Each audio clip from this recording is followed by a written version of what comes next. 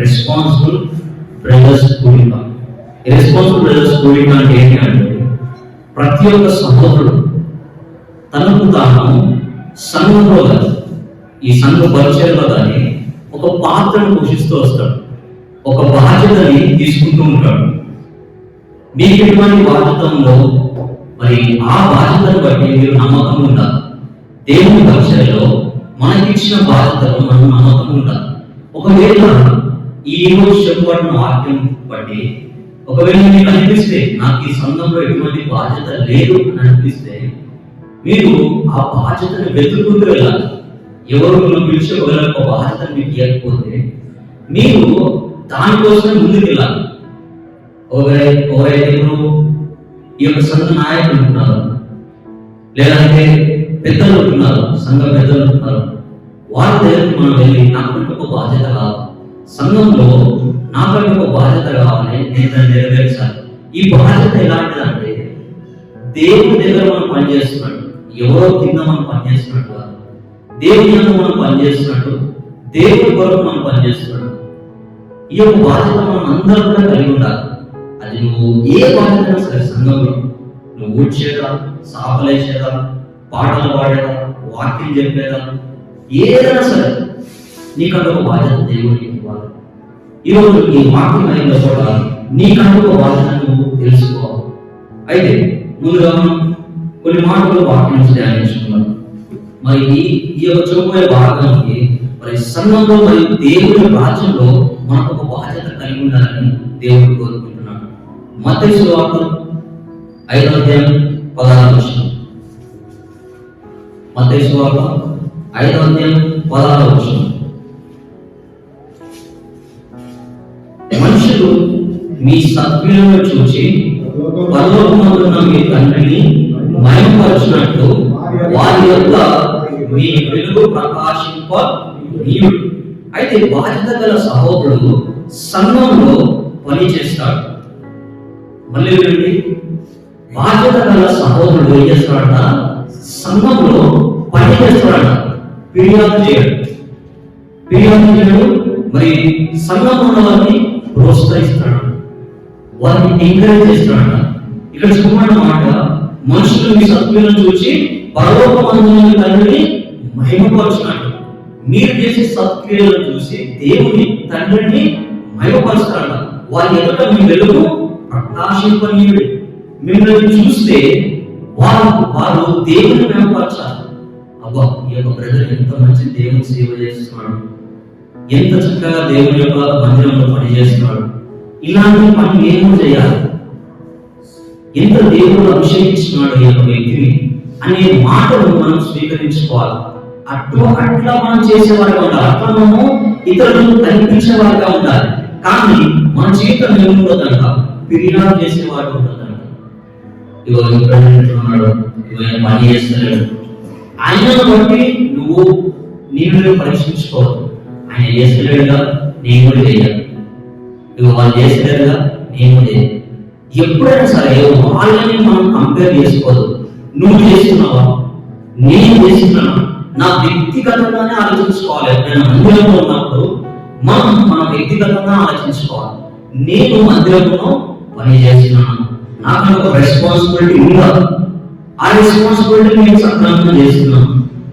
అది ఏదైనా సరే మందిరంలో చాలా రెస్పాన్సిబిలిటీ ఉంటాయి, చాలా బాధ్యతలు ఉంటాయి.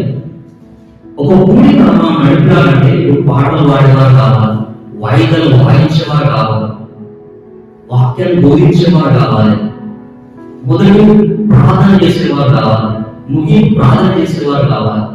ఇలాంటి ఒక్కొక్క బాధ్యత మరి దేవుడు పెట్టుకున్నాడు. ఎప్పుడు సంఘంలో అటువంటి బాధ్యతలు తీసుకుంటా వచ్చి ఎవరు పిలిచివారు వాళ్ళందరూ వారు స్వయంగా వచ్చి, అయ్యా నేను ఈ పని చేస్తానని చెప్పి నాలుగు కూడా కొన్నిసార్లు వచ్చి చేసే పనిగా ఉన్నారు. ఎందుకు చేస్తారంటే కొన్నిసార్లు వాళ్ళ వ్యక్తిగత జీవితాన్ని బట్టి, వారు నడుచుకునే విధానం బట్టి అట్లా కూడా చేసే వాళ్ళు. అందుకని మనం అందరి కూడా తండ్రిని మహిమపరచినట్టు మనం ఉండాలి. మన జీవితాలు కానీ మన సాక్ష్యాలు కానీ తండ్రిని కనపరచాలి. ఒకరు మనం చూసి వేలు పెట్టేవాళ్ళు మనం ఉండకూడదు. అలా ఉంటే మనం మందిరంలో ఎంత పని చేసినా చేస్తే, అందుకని మన జీవితాలు మంచిగా ఉండాలి, మన సాక్ష్యాలు మంచిగా ఉండాలి. దేవుడి పనిలో మనం చేతి వేసే ముందు మన సాక్ష్యాలు కలిగి ఉండాలి, బలమైనవి ఉండాలి. ఎవరు మన ముందు వేలు పెట్టకుండా తండ్రిని మహిమపరచువారుగా ఉండాలి. అలా మందిరంలో ఎలా పాటు చేయాలంటే రోమిలకు రాసిన పత్రిక 12వ అధ్యాయం 11వ వచనం. రోమిలకు రాసిన పత్రిక 12వ అధ్యాయం 11వ వచనం. ఆసక్తి విషయంలో మందిరు కాక ఆజ్ఞలు తీవ్రత గలవారై ప్రభువును సేవించుడి. అయితే ఆసక్తి విషయంలో మందులు రావాలంటే మనము మన ఆసక్తి మనలో ఉన్న కోరికను మనం ఎక్కడ కూడా తప్ప చేసుకోవాలి. ఆ తప్ప చేసుకున్న వాడిని ఉండకూడదు. ఆత్మను తీవ్రత కలవాలి ప్రభువుని సేవించండి. మన ఆత్మ ఎప్పుడు రగులుచుండాలి, ఎప్పుడు కూడా ఆ యొక్క ఫైర్ అనేది మండుచుండాలి. దేవుడి పనిలో ముందుగా ఉంటారు. అయితే దేవుడి పనిలోకి వచ్చేవారు రెండు విధాలుగా ఉంటారు. ఒకరు భక్తితో వస్తారు, ఒకరు భయంతో వస్తారు. ఈ భక్తితో వచ్చేవారు ఎలా ఉంటారంటే, మరి ఎవరైనా చెప్తారేమో లేదా చేసామేమో అంటే ఈ భక్తి ఎలా ఉంటారంటే, ఎప్పుడైతే మందిరంలో ఉన్నంత వరకే భక్తి ఉంటుంది, బయట వెళ్ళిన తర్వాత భక్తి ఉంటుంది. దేవుడు ఇక్కడే ఉంటాడు, లోకమంతా చూస్తున్న దేవుడు. మన భక్తి ఎప్పుడు మందిరంలో చూపిస్తుంది, మన భక్తి బయట చూపించాలి. ఇంకోటి భయంతో వచ్చేవారు. ఈ భయంతో వచ్చేవారు ఎలా ఉంటారంటే వారి జీవితాలు దేవుని మందిరంలో భయంతో ఉంటారు, వారి బయట జీవితం కూడా భయంతో ఉంటారు. ఎందుకంటే దేవుడు చూస్తున్నాడని భయం, మనుషులు చూస్తున్నాడు కదా. దేవుడు చూస్తున్నాడు, దేవుడికి లెక్క అప్పచెప్పుకోవాలి. మనం ఆ భయంతో రావాలి. ఎప్పుడు మన ఆత్మ దేవుడి పనిపై తీవ్రత కలిగి ఉండాలి. ఎప్పుడెప్పుడు దేవుని సన్నిధికి పోవాలి, ఎప్పుడెప్పుడు పని చేయాలి. దేవుని మందిరంలో ఏదో పని చేయాలి, ఏదో పని. దేవుని అక్కడ ఒక బాధ్యత చేయాలి. ఒకవేళ 2025 సంవత్సరం గడిచిపోయింది, ఒక బాధ్యత నువ్వు తీసుకోలేదు. 2026లో దేవుడిని ప్రవేశింపజేస్తున్నాడు. ఈ రోజు మరి మొదటి వారం మనం రెస్పాన్సిబుల్ బ్రదర్స్ మీటింగ్ మరి కండక్ట్ చేసుకుంటూ నడిపించుకుంటూ వచ్చినాం. ఈ దినమైన దేవుడితో మాట్లాడాలి, ఒక బాధ్యత దేవుడు నాకు ఇవ్వాలి. నేను అందరిలో కనిపించద్దు, బ్యాక్గ్రౌండ్ లో ఉండాలి, నేను వర్క్ చేయాలనుకుంటే కూడా దేవుడికి అడగాలి. దేవా, నేను నీ కోసం పనిచేస్తాను, మనుషుల దగ్గర కనిపించాలి, నీ కోసం పనిచేస్తాను. అలాంటి బాధ్యత నాకు నేను తీసుకుంటాను అని ఒక రెస్పాన్సిబిలిటీ మనం తీసుకునే వారుగా ఉండాలి. ఆయన మాత్రమే కనపరచాలి. మనుషులు చూస్తున్నాడు లేకపోతే మనుషులకు కనిపించేవాళ్ళను మనం ఏదో తెలియదు, దేవుడు చూస్తున్నాడు. ఆయన మనం ప్రతిఫలం ఇస్తాడు. నువ్వు ఏది చేసినా సరే, ఏ క్రియ చేసినా సరే దేవుడు చూస్తున్నాడు. అది మంచిదైనా చెడ్డదైనా ప్రతిఫలం ఇస్తాడు. వారి వారి జీవితాలు వారికి రెడీగా ఉంటుంది. మరి నీ జీవితం ఏముంటుంది? సంపాదించుకున్నావు, పరలోకం నీకంటూ ఒక్కటైనా మరి ఒక కిరీటమైన సంపాదించుకున్నావు. దేవుడు మందిరంలో పని చేస్తే దేవుడు మనం ఆశీర్వదించేవారు అంటున్నాడు. అలాంటి మనం బయట ఎలాగైనా బ్రతికి మందిరంలో వచ్చి పని చేసినంత మాత్రంగా మన పరలోక రాజ్యం. నువ్వు బయట జీవితం నిరాశగా గడిచిపోయి మందిరంలో వచ్చి మంచి పనులు చేసుకుంటూ దేవుని మందిరం 100 సార్లు అయినా సరే పనులు రాజ్యం. నీ జీవితం ఎలా ఉండాలంటే అనుక్షణం దేవునికి భయపడి ఉండాలి. నువ్వు మందిరం ఎలాగైతున్నావు బయట కూడా ఆ బాధ్యత కలిగి ఉండాలి. దేవుడు చూస్తున్న దేవుడితో మనం నడుచుకోవాలి. మన సాక్ష్యాన్ని మనం కాపాడుకొని ఒక బాధ్యత కలిగి మనం తీసుకుని ఉండాలి. ఉదాహరణకి బైబిల్లో ఒక వ్యక్తిని చూసుకుంటే మనం నెహెమ్యాని ఒక ఉదాహరణ చూసుకోవచ్చు. నెహెమ్యా మరి ఆయన మందిరం గోడలు పడిపోయినప్పుడు, యెరూషలేము ఆకారం పడిపోయినప్పుడు ఆయన ఉపవాసం అని ప్రార్థన చేస్తున్నాడు. ఆయన ఏదో 10 మందిని పిలుచుకొని ఉపవాసం చేసిన అంటే అనలేదు. ఆయన సొంతంగా ఆయన దేవుడు ఏడుస్తూ ఉపవాసం చేస్తున్నాడు. ఆయన దేవుని మొదలుపెట్టుకుంటూ వచ్చినాడు.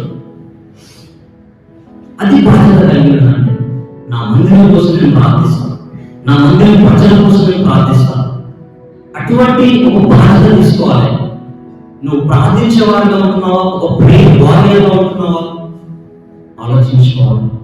ఎన్ని రోజులు మనం నిశ్చయమే దేవుడు మనం నిశ్చయమే. ఈరోజు దేవుడు మనకు ఛాన్స్ ఇచ్చినాడు.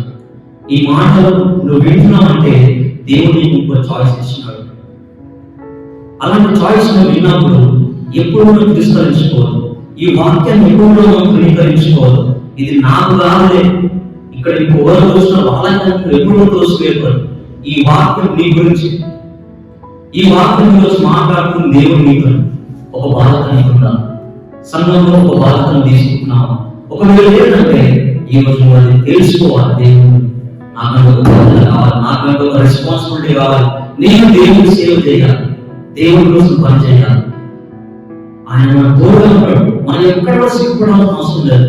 ఎవరైనా అనుకుంటారు, ఎవరు నవ్వుతారు, ఎవరైనా కావాలి.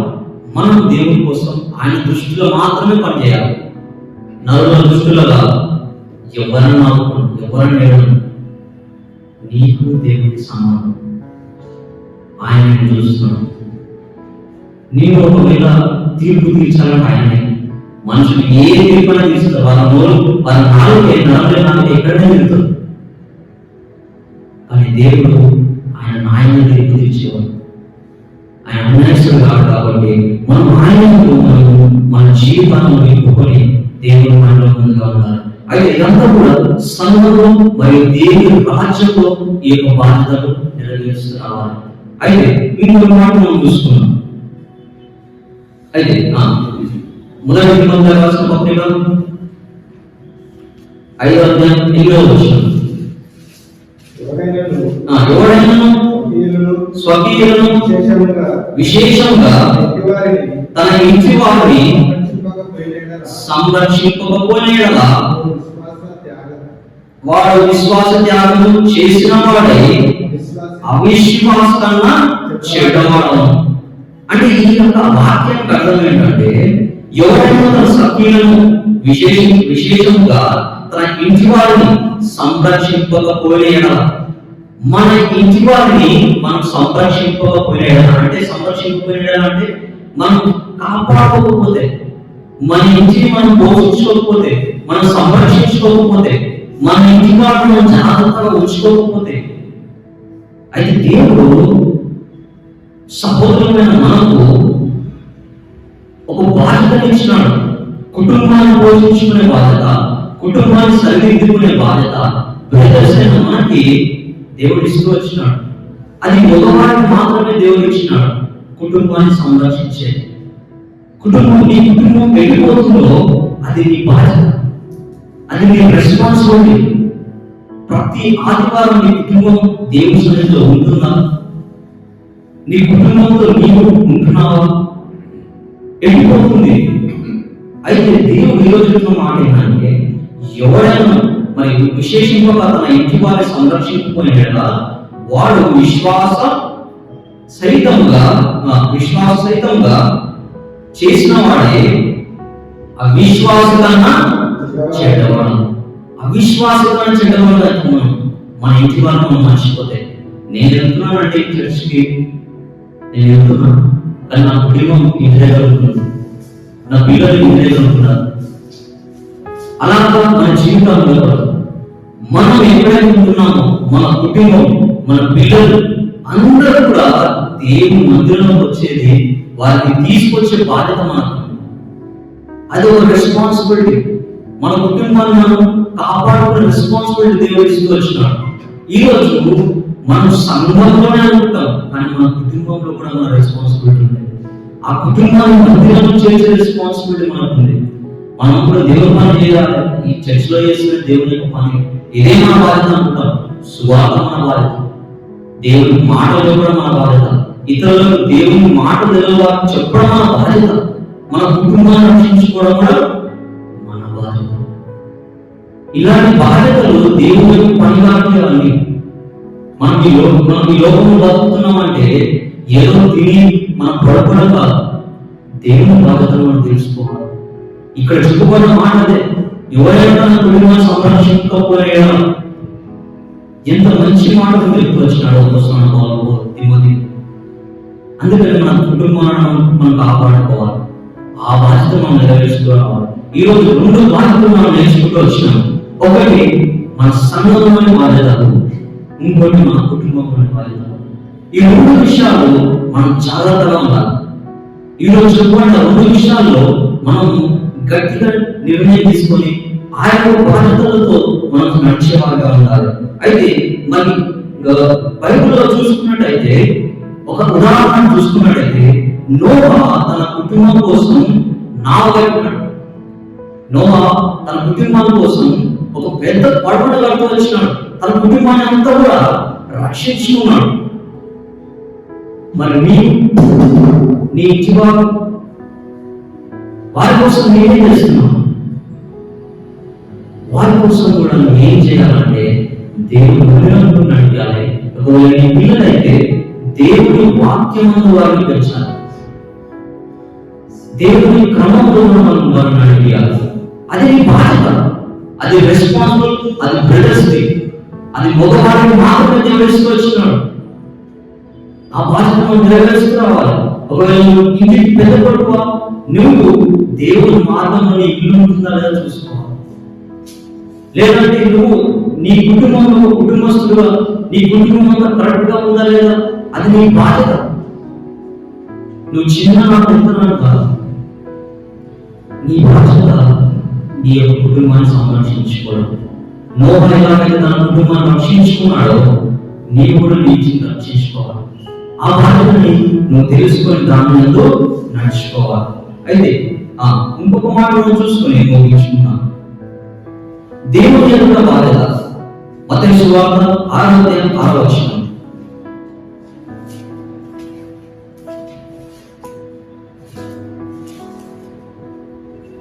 ప్రార్థన చేసినప్పుడు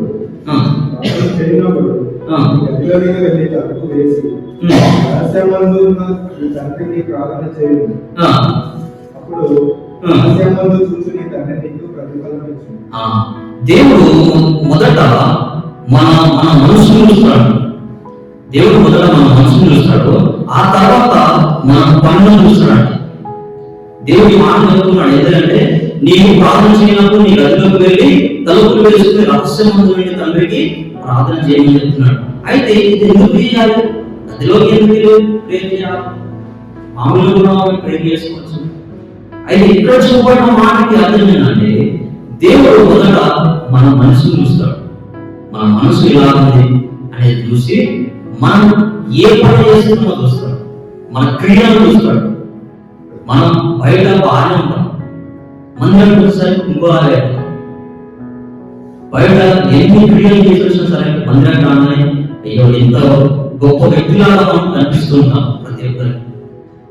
అయితే దేవుడు మన మనసు ఎదుర్కొంటాడు, మన క్రియలను కూడా ఎదుర్కొంటాడు. ఆయన మనం ఏది చేసినా ఆయన తెలుస్తుంటారు.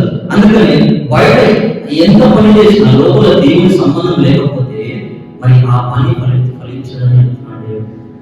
బయట నువ్వు ఏది చేసినా సరే నీ మనసు సరిగా లేకపోతే ఏదో ఫలించదు. అందుకని మన క్రియలను దేవుడు చూస్తాడు. నువ్వు ఏ క్రియ చేస్తున్నావు అనేది చూస్తూ ఉంటాడు. అందుకని ఈ మాట చెప్పబడుతుంది, బాధ్యత మరి దేవుడి ముందు మొదలవుతాను. ఏదైనా సరే ఏ బాధ్యత సరే దేవుడి ముందు మరి మొదలవుతాడు. ప్రతి ఒక్కసారి మనం ఆయన కలుసుకుంటూ ఆయన ప్రార్థనలు గడపాలి. ముందుగా మనకి ఇచ్చిన బాధ్యత మనం ఆయన బాధ్యత కలిగి ప్రార్థనలు గడపాలి. ఎప్పుడు సంఘం మొత్తం కూడా ప్రార్థనతో నిలబడాలి. అది నువ్వు లోపలికి వెళ్తున్నప్పుడైనా సరే, బయటకు వస్తున్నప్పుడైనా సరే, నువ్వు కూర్చుంటున్నప్పుడైనా సరే, నిల్చున్నప్పుడైనా సరే, మొత్తం కూడా ప్రార్థనతో నడుస్తావు. అలాంటి జీవితాలు ఉంటాయి. అలాంటి జీవితాలు మన సంఘంలో కూడా కలిగి ఉండాలి. అలాంటి నడవడి మనం నేర్చుకుంటున్నాం. అలాంటి మార్గంలో మనం నడుచుకోవాలిగా ఉండాలి. అలా ఉన్నప్పుడు దేవుడు చెప్తున్న మాట కీర్తనలు 37:5.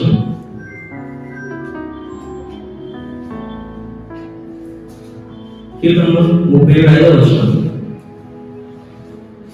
నీ మార్గము యెహోవా అప్పగింపుము, నీవు ఆయన నమ్ముకును, ఆయన నీ కార్యము నెరవేర్చు. మన మార్గంలో దేవుడు ఎప్పుడైతే అప్పగించుకుంటామో, దేవా నేను నా బాధ్యతను నెరవేరుస్తున్నా, నీ ముందు నేను గురించి ప్రార్థిస్తున్నా, ఇక నువ్వే నడిపి అని చెప్పి ఎప్పుడైతే మన మార్గంలో మనం అప్పగించుకుంటామో ఆయన అది నెరవేర్చేవాడు అంటున్నాడు. నాకు ఏం తెలియదు, ఏం చేయాలో నాకు అర్థం కావట్లేదు, నేను ఎదురుకు వస్తున్నాను, నేను మొదలుపెట్టుకుంటున్నాను, నీకు అప్పగించుకుంటున్నా, నాది ఏమున్నా సరే నేనంటే నన్ను నడిపించు అన్నప్పుడు ఆయన చేస్తున్న మార్గం ఏంటంటే ఆయన నమ్ముకున్న ఆయన కార్యంలో నెరవేర్చుకుని దేవుని వాక్యం సెలవిస్తున్నాడు. అయితే మనము మన మార్గం అంతటి కూడా మనకి ఎక్కడ వెళ్ళాలో తెలియదు, ఏం పని చేయాలో తెలియదు, దేవుని పని ఎలా స్టార్ట్ చేయాలో తెలియదు. ఒకవేళ సువార్త నుంచి స్టార్ట్ చేయాలనుకుంటే ఎవరికి చెప్పాలి, ఎట్లా చెప్పాలి, ఏంటో తెలియదు. అలాంటి సమయంలో మనం చేయాల్సిన మాట, మనం ప్రార్థించి దేవునికి మన మార్గంలో అప్పగించుకోవాలి. ఆయన నమ్ముకున్నప్పుడు ఆయన మన మార్గం అంతటి కూడా సలహా చేస్తాడు. ఎందుకంటే ఈ లోకంలో ఎవరు నమ్ముకున్నా వెళ్ళదు, మనుషులు ఏం చేయరు, వాళ్ళు ఏం చేయనప్పుడు దేవుడు మాత్రం ఆయన నమ్ముకున్నప్పుడు ఆయన చెప్పిన మాట ఆయన కార్యం నెరవేర్చున్నాడు. మన ప్రతి ఒక్కరు కూడా దేవుడికి మనం అప్పగించుకునే వారు ఉన్నారు. అయితే ఈ రోజు ఈ దిన దేవుడు మాట్లాడుతున్న మాట, నీ బాధ్యత దేవుని నుంచి స్టార్ట్ అవ్వాలి.